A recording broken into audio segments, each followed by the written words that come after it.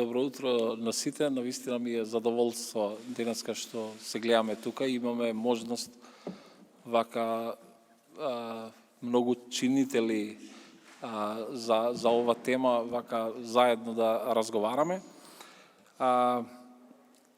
Јас имам еден пишан говор, некои вака ставови наши, мислам и на мене и на нашето министерство.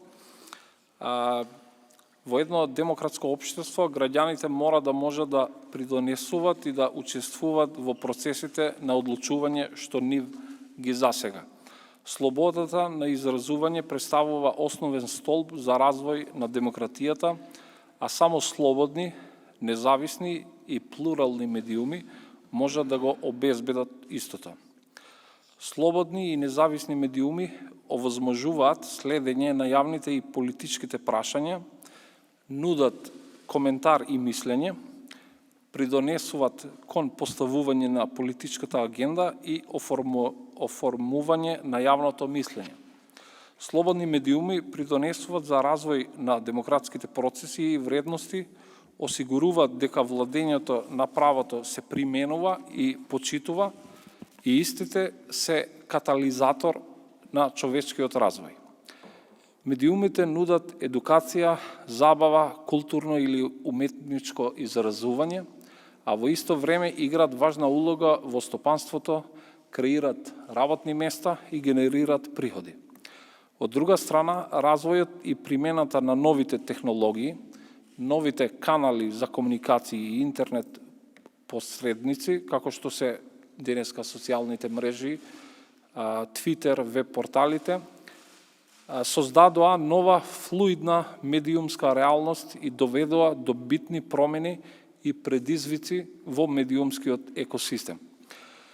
Јасно е дека истите обезбедија дополнителен развој на слободата на изразувањето, но, на жалост, сведоци сме и на тоа дека овозможија и лесно ширење на говор на омраза, дезинформации, лажни вести и пропаганда. Ширењето на овие негативни појави може да биде во функција на исполнување на одредена политичка агенда, подкопување на демократските вредности и процеси во државата, дискредитација на институции, подкопување на односите со други држави и така натаму. Ова, од друга страна, сериозно и негативно се рефлектира врз развојот на новите канали за комуникација, а со тоа и на слободата на изразувањето.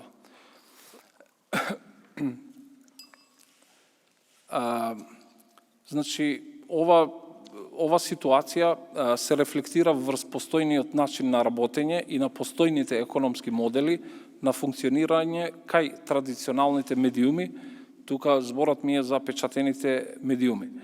Истото е доведено во прашање додека почитувањето на професионалните и етичките стандарди во новинарството, како и правата на новинарите, се под силен притисок за нивна промена.